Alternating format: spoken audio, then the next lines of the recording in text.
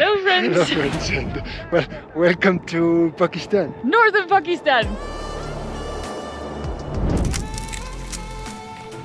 In today's video we're gonna show you why this part of the country is well known, and also try to show you how locals themselves live here. Because life in Himalayas, the world's highest mountain range, can be much different from what we are used to. But to understand the whole story, Let's go back 3 days!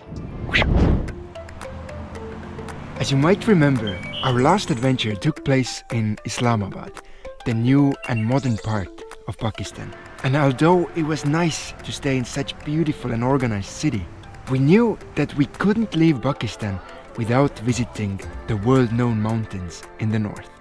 Thanks to Liisu's efforts, through couchsurfing, we even found a local family far north who was open to invite us to their home and really show us how different was life in such a rough part of the world.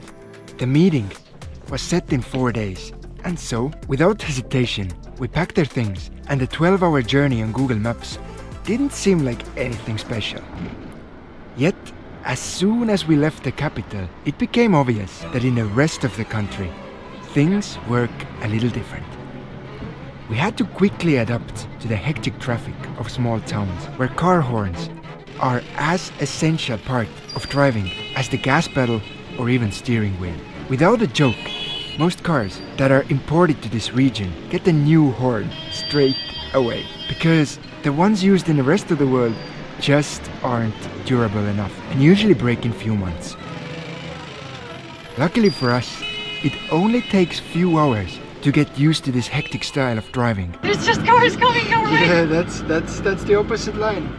And after that, it doesn't really even bother you if you see cars and trucks driving towards you on a one-way highway.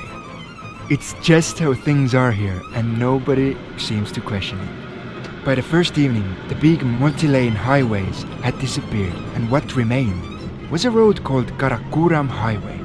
It's one of the most famous roads in Pakistan, and keeping it operational to supply millions of people living up north is not an easy feat. But more of this later, because the sun was going down and our first mission was to find a place to spend the night. It's a road mission here. Because the drive so far had taken double the time we expected. The place we chose was a small restaurant on the side of the road with few rooms to host tired travelers. And the owner, Mubaraksha, was happy to have us parking in front of the hotel. But the happiness we got from finding such a wonderful place was short-lived. And few moments later, we heard a knock.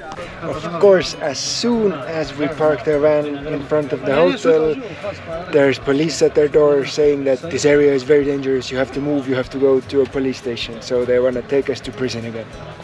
It wasn't the first nor the last encounter we would have with Pakistani police. This time, they even tried to convince us that the mountain next to the hotel was going to follow our van if we didn't go with them. I'm really not sure if it was a threat or a scare, but after about 20 minutes, We literally just wrote them a letter saying that we accept the danger and we're not gonna go anywhere.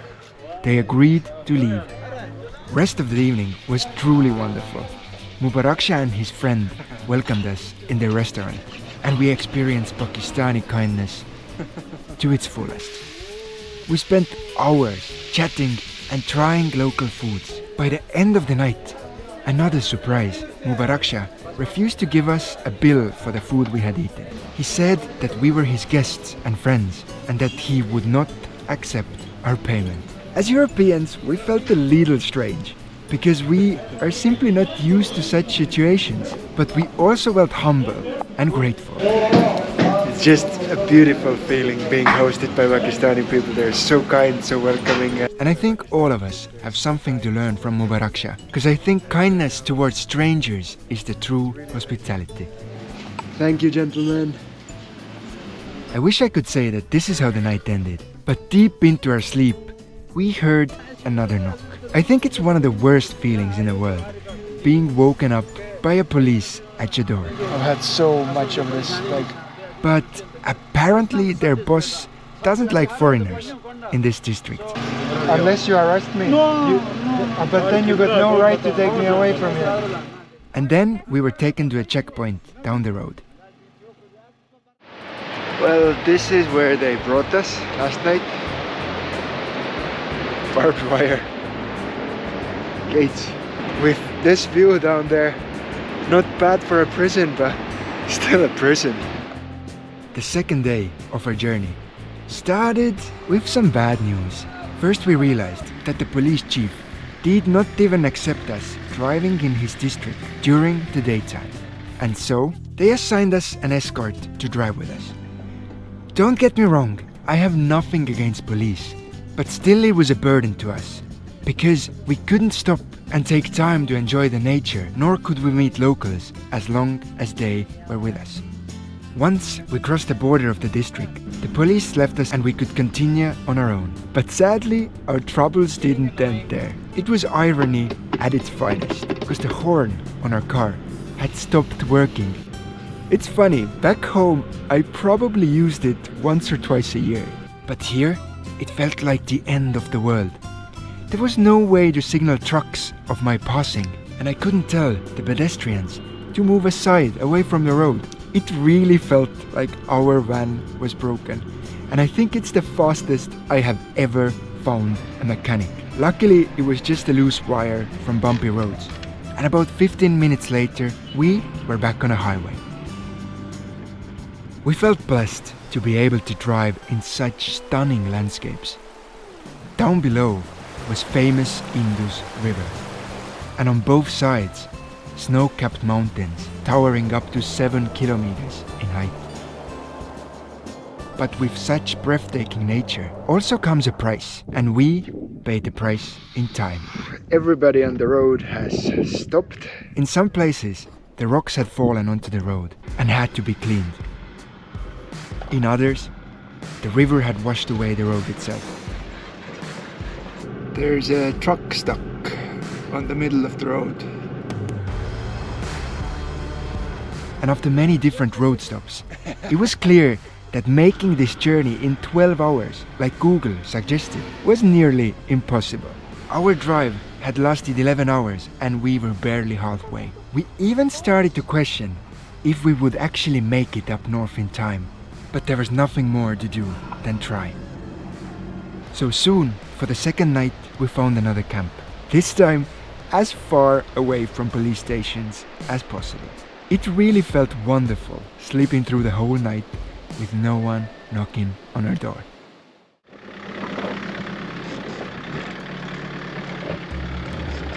It was the first time on our journey when we felt like the odds were in our favor. Kilometers started passing faster. We stopped to admire the nature. And interestingly, the view seemed to be more beautiful behind every corner we took. We even had time to discover the towns and cities hidden away between the giant mountains. It's quite beautiful how all the towns are just surrounded by mountain ranges. And finally, since we had extra time, decided to visit some tourist attractions.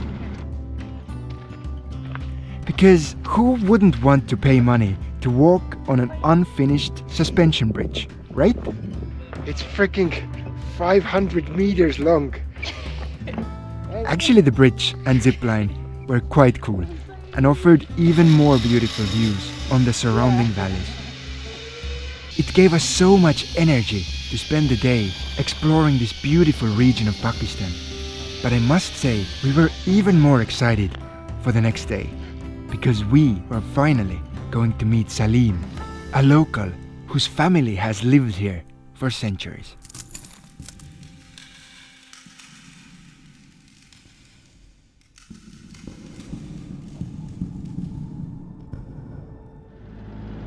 When the long-awaited day arrived, we got moving straight away. The road taking us to Salim's village was almost like a footpath on the side of the mountain, but still we kept pushing forward. I was supposed to do more. In few moments we found ourselves climbing a steep, curvy road up a mountainside, and then we arrived. And we're now just going to visit our new friend Salim and his family. That's their house there. The house that Salim and his family lived in was located nearly 3,000 meters in elevation. It was quite big and had many huge windows. Thanks to this, the rooms were filled with natural light. But while discovering the house, it seemed a little lifeless in a way. And as we soon found out, this feeling was right. After initial greetings, we joined the family in the kitchen. And as soon as we walked in, it was clear that it looked nothing like the rest of the house. There was not a single window, and even the walls felt different. When we asked Salim about it, he told us that the kitchen was built in the old way, out of mud bricks, and this sort of construction keeps warmth in much better. And thanks to this, for the whole winter, the family eats, sleeps, and lives only out of this one heated room. They even offered that we could also spend the night with them in the warm kitchen, but we kindly declined, because we did not want to disturb their privacy, and we're actually quite comfortable in our van. After this, it was lunchtime, and for lunch, Salim's favorite, noodle and meat soup. While eating, we also discovered that our culture to them also seemed like a mystery. And once they learned that most Estonians are not religious, Salim's wife timidly asked if in that case, do we practice a lot of black magic over there in northern parts of Europe? It was quite amazing how many stereotypes and wrong beliefs can be broken by simply talking over a delicious meal. After our lunch together, our new friend took us on an adventure. Salim works as a pathfinder and a mountain guide in the summertime, and his knowledge of the place was fascinating. We heard how locals live hand in hand with nature here. The whole mountainside is covered in apricot trees. How they love autumn months the most, because that is the time where apricots and apples ripen, filling the valleys with fresh fruit.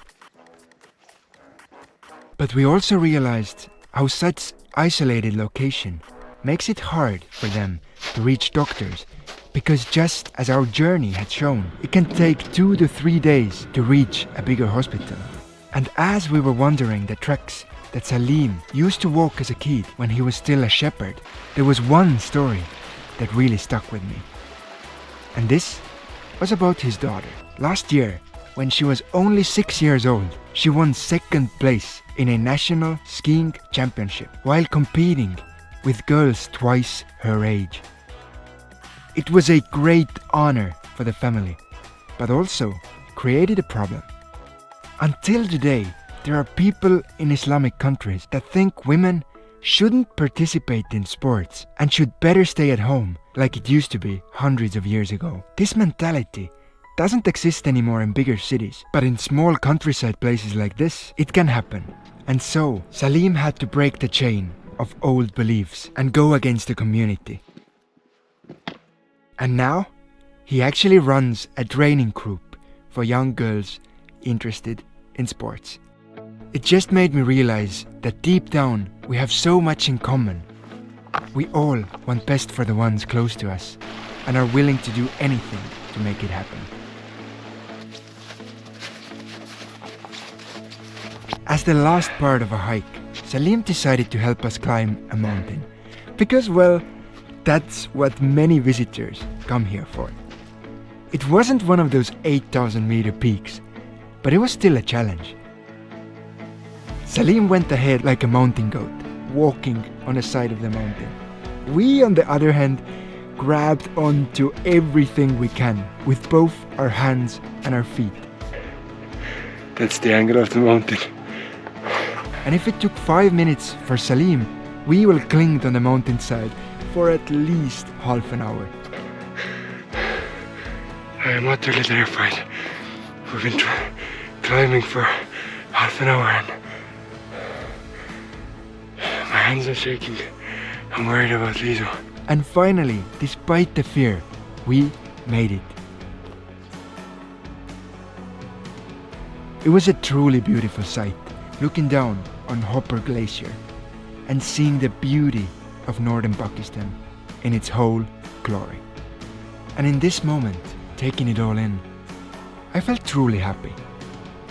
Happy to have met Mubaraksha, a man who showed us how true hospitality towards strangers should look like. Happy for a chance to spend time with Salim and his family, and to truly understand what it means to live in such rough yet beautiful part of the world. And finally, happy to once again learn that deep down we are all the same. Yes, we might live in different parts of the world and speak various languages, but beneath our differences in religion and culture, we are all human. And I really hope that one day, instead of focusing on our differences, we would find courage to embrace what makes us all the same. Friends, thank you for traveling with us to this far region of Pakistan, and we hope to see you back on the channel next Thursday for some more adventures from this beautiful country.